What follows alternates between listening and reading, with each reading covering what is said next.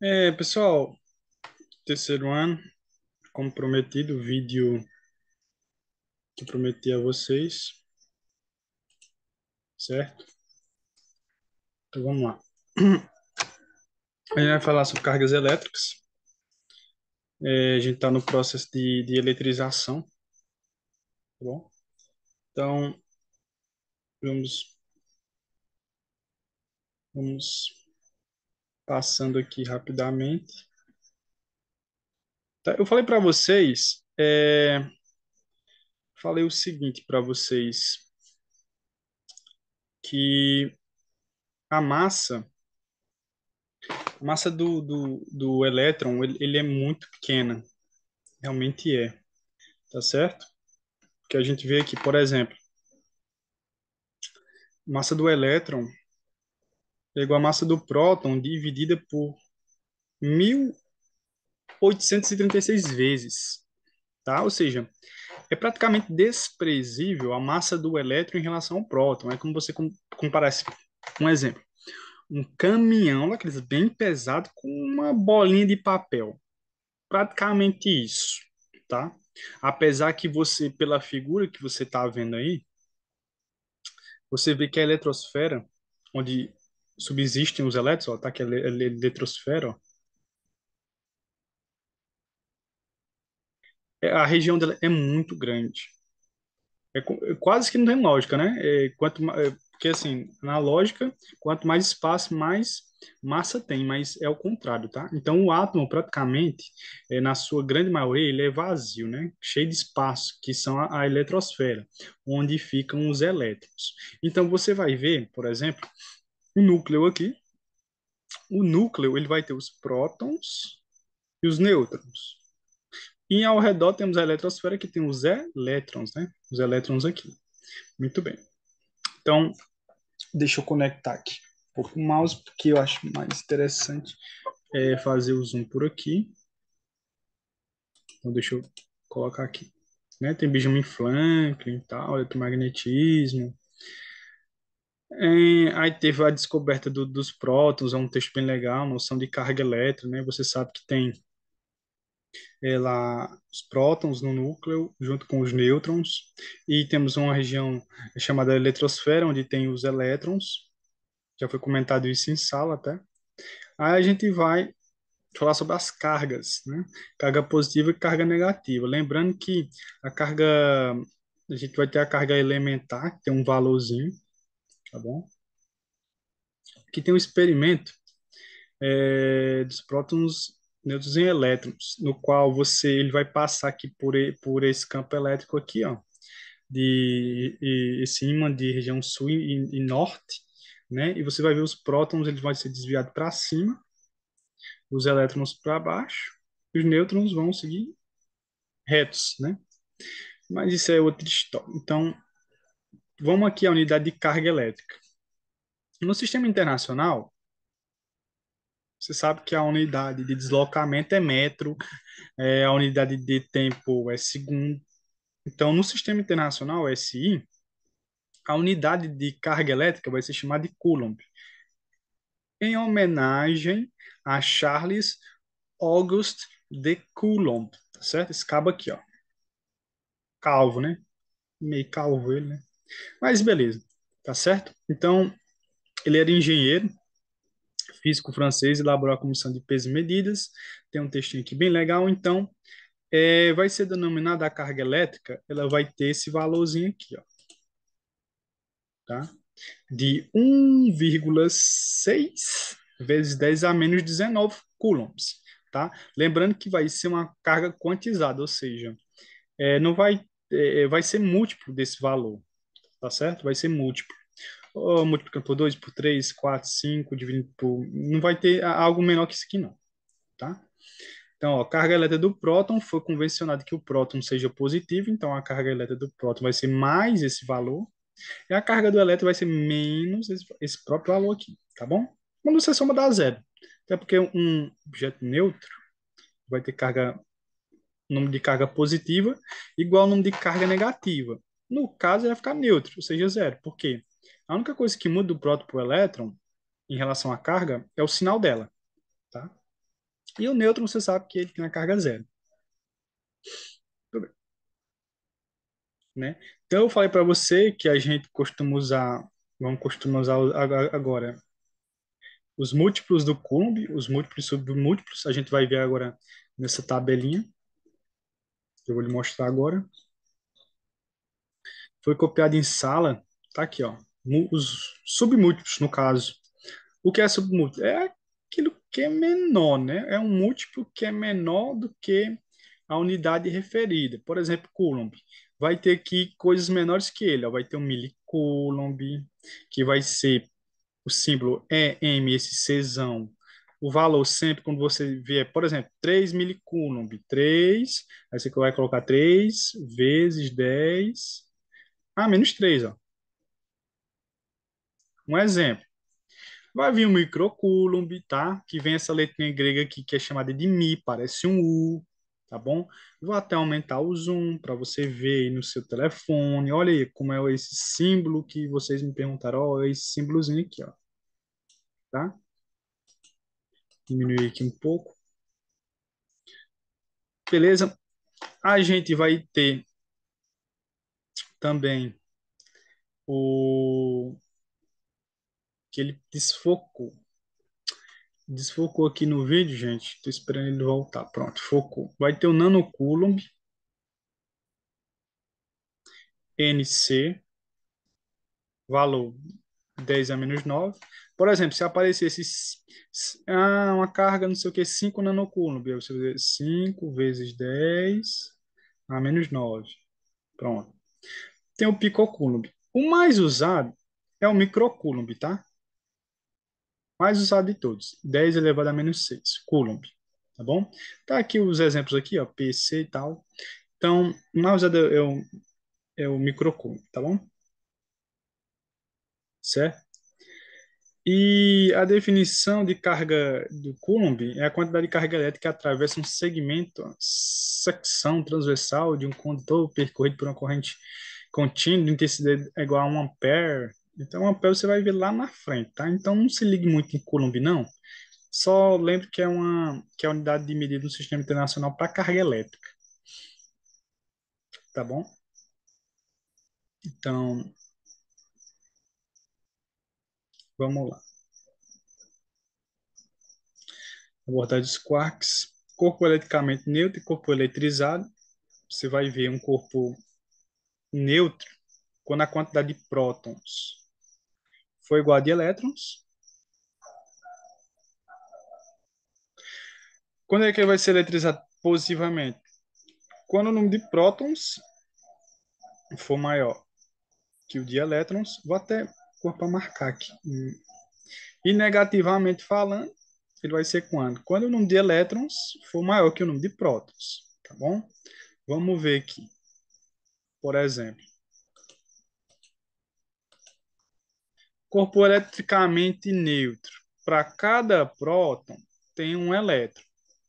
Tá? Então ele está aqui, ó, que zero, zero aqui. Então quando você for ver, ele está neutro.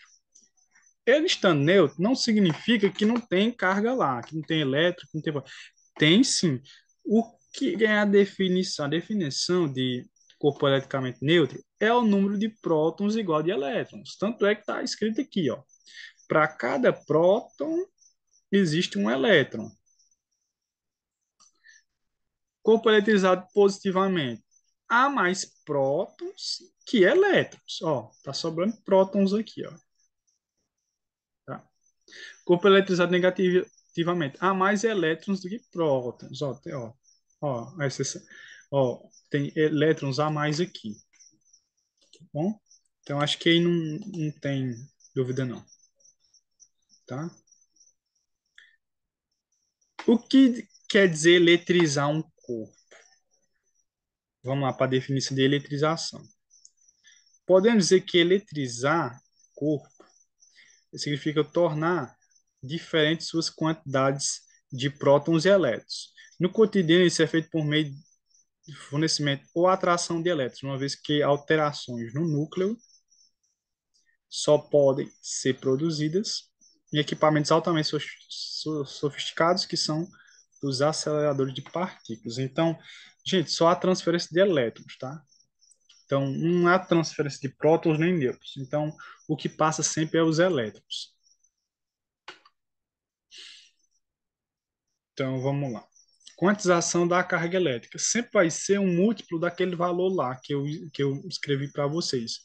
1 vezes 6, 1,6 vezes 10 a menos 19. Tá? Por exemplo, esse número aqui é múltiplo desse aqui, ó. Alguém vezes 1,6 é igual a isso aqui, ó. Bom, sempre vai ser múltiplo, então não pode ser aqui, por exemplo, 0,8, que é a metade, tá? Não pode. O mínimo é isso aqui, ó, o valor de coulombs, tá? Sempre vai ser múltiplo. É esse valor vezes 1, 2, 3, 4. Nunca vai dar, por exemplo, que deu 9,6. Eu não sei quanto é que é multiplicado aí que dá um 9,6. Você descobre aí, depois você me diz. Por exemplo, não pode ser 10 vezes 19, 10 a menos 19. Porque esse 10 não é múltiplo de 1,6, tá? Você não acha um número inteiro que 1 vezes 1,6 dê 10. Então, ele vai ter, né? Representando a carga de um corpo, podemos dizer que a carga de um corpo é mais ou menos o número de elétrons ou prótons nele, tá? Se for elétron, você vai usar o menos. Se for próton, você vai usar o mais. Entende? Princípio da eletrostática, princípio da atração e repulsão. O que isso diz? Diz que cargas de sinais iguais se repelem, ó, tá? Esse aqui está se repelindo, então ele está vindo para cá, fugindo daquela outra, e essa aqui está vindo para cá. Repare, sinais iguais, elas se repulsam, a repulsão. Sinais opostos, elas se atraem, tá? Isso só acontece na física, os opostos se atraem. Isso não acontece, né, na física. Acontece só na física, né? Princípio da conservação de cargas significa que num sistema eletricamente isolado, ou seja, pego e coloco em um lugar que separa ele do ambiente. A troca de carga eletricamente isolado é aquele que não troca cargas elétricas com o meio exterior. Então eu isolo, sei lá, boto numa vasilha os copos, positivo, negativo. Então ele vai ficar isolado do ambiente, ele não vai ver a troca, né? Não vai escapulir elétron, não vai escapulir próton, que é o princípio da conservação de cargas. A soma algébrica das cargas elétricas existentes em um sistema eletricamente isolado é constante, ou seja, não há perca. Como assim? Você está vendo aqui, ó. Você está vendo aqui a carga aqui, ó, de menos 5Q, mais 2Q e 0Q. Não vai se perder carga aqui, tá? Soma delas dá quanto aqui? Dá menos 3Q, né? Então, se você somar a carga do A, menos 5, somar a carga do B, mais 2, mais o zero, a soma total, esse símbolo aqui é chamado de somatório, a soma total de cargas dá menos 3Q, certo? E caiu num teste de vocês, quando eles se tocam, qual é a carga total do sistema que é transferido, né? A gente viu que era Q total é igual ao somatório das cargas pelo número de cargas. Então, por exemplo, a gente vê aqui, ó, um sistema. Então, se somando aqui, menos 2 mais 2 corta, menos 3Q. Porque o somatório antes das trocas tem que ser igual após as trocas, porque está um sistema isolado, não vai perder carga aí, não vai uma carga aqui vai pular para cá, para fora. Não, está isolado, tá? Condutores isolantes elétricos. Vamos ler aqui. Um material chamado condutor elétrico, quando há nele grande quantidade de portadores de carga elétrica que podem se movimentar com grande facilidade. Caso contrário, ele se chamará denominado isolante elétrico. Isolante ou também dielétrico, tá? Então, por exemplo, se tem facilidade de transferência de carga, é um condutor, um bom condutor. Por exemplo, todos os metais são bons condutores. Coloque energia num metal e pegue aí para você ver se não leva um choque, tá? Então, vamos ver, por exemplo, aqui. Tanto um condutor como um isolante podem ser eletrizados. É importante observar, porém, que no isolante a carga elétrica em excesso permanece exclusivamente no local onde se deu o processo de eletrização, enquanto no condutor essa carga busca uma situação de equilíbrio, distribuindo-se em sua superfície externa. Tá bom? Por exemplo, eu falei para vocês, os metais, a grafita e os gases ionizados e as soluções eletrolíticas são condutores elétricos muito bons. O vidro, borracha, porcelana, plástico são isolantes elétricos, tá? Eles conduzem muito mal a eletricidade, a água pura. E eu expliquei para vocês que é muito difícil a gente ter em contato com água pura, né? Porque a nossa água sempre tem adicionada a alguma coisa. Então, quando se diz que o material ele é bom condutor,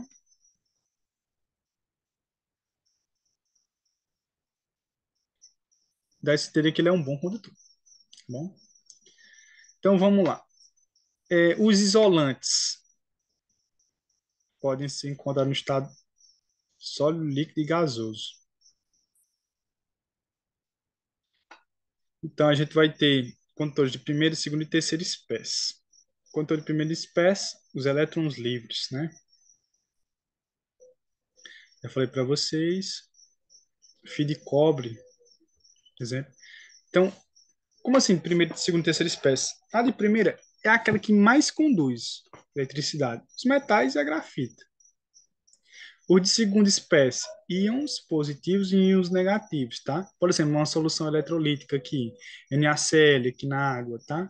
Você joga aqui, ó, bota aqui esse fiozinho para cá, ele a vai ligar a lâmpada. Porque vai ter o quê? Vai ter os elétrons, né, desses íons, por exemplo, NaCl, que é cloreto de sódio, Na positivo, Cl negativo. Então você vai ver que tu vai ter elétrons na solução aqui, que vai haver essa transferência e vai fazer a lâmpada ligar, tá?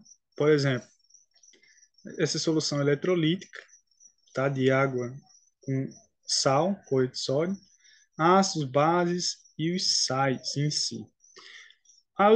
Os bem ruins, quanto à terceira espécie, íons positivos, negativos e elétrons livres nos gases ionizados, como naquela lâmpada fluorescente que eu falei para vocês.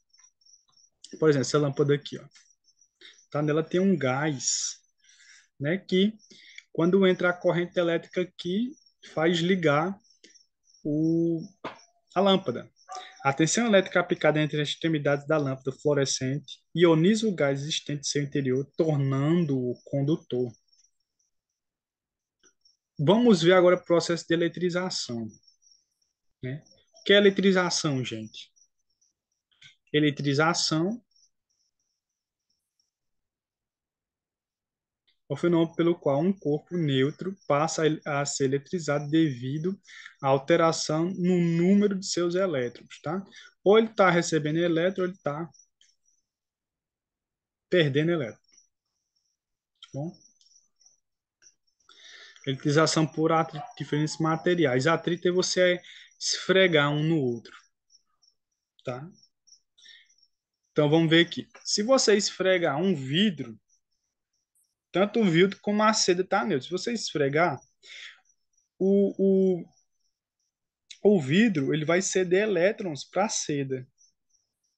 Se ele cede elétrons, a seda vai receber os elétrons, vai ficar com mais elétrons do que prótons, e ele aqui que cedeu os elétrons, vai, claro, vai perder os elétrons, então vai ficar com excesso de carga positiva. Então, quando você esfrega, quando você atrita dois objetos diferentes, eles vão adquirir, né, sinais opostos, já que um vai perder elétrons e outro vai ganhar um elétron, tá? Por exemplo, você é bonite, que é esse negócio aqui, e acide, quando você atrita aí, por exemplo, a seda vai tender a transferir seus elétrons para o ebonite. Então, a ebonite vai ficar negativa e a seda vai ficar positiva, né? Aí tem aqui o que é bonito, que eu falei na sala lá. Aí, gente, tá uma leiturazinha, tá? Então, a gente vai ter um negócio chamado série triboelétrica, que ela vai dizer quem tem a tendência de ceder elétrons ou não, tá? Por exemplo, de plástico e isopor, quem vai ceder os elétrons aqui, seu isopor, né? Porque o plástico vai ficar cada vez mais negativo. Então, pele de coelho e vidro, quem vai ter mais a tendência de receber os elétrons? Vidro, né? Tá vendo? Mais aqui, ó, menos. Certo? Tranquilo, gente?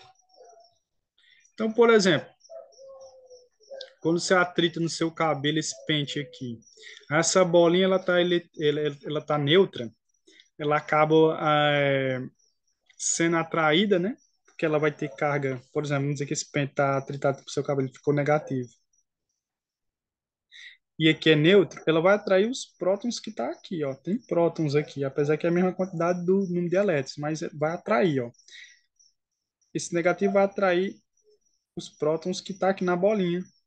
Eles vão se grudar aqui. Você pode fazer esse experimento atritando uma caneta no seu cabelo e chegando perto de papeizinhos, como a gente fez em sala, tá bom? A eletrização por contato é você só tocar, ó, no outro. Você não vai esfregar, não, só tocar, certo? Aí você vai ter uma redistribuição igualitária de cargas, tá? É importante notar que o corpo neutro adquire o mesmo sinal da carga do corpo inicialmente eletrizado e que a soma algébrica das cargas elétricas deve ser a mesma antes, durante e depois do experimento. Então vamos ver aqui. Por exemplo, está aqui nesse desenho aqui. Eu tinha um corpo eletrizado negativamente e esse aqui neutro, tá? Então ele dividiu metade das cargas em excesso dele para o condutor neutro. Então cada um ficou com metade, né? Por exemplo, vamos dizer que estava aqui sobrando 10 elétrons. Ele dividiu com esse cabo aqui, então ficou 5 para cada, tá bom? Antes, durante, depois. Por exemplo, aqui, ó. Que a carga era Q. Vamos dizer que a carga total era Q. Isso aqui tava neutro. Q mais zero é Q. Como dividiu para eles dois, Q sobre 2. Ó. Então, isso aqui ficou com Q sobre 2, Q sobre 2. Tá? Exemplo com número. Se aqui fosse 10 elétrons a mais, aqui é zero. Somou, deu 10. 10 por 2, 5. 5 para cada. Tá bom, galera. Até aí, tudo bem? Então, então eu vou encerrar por aqui e a gente vai ter a parte 2. Tá bom?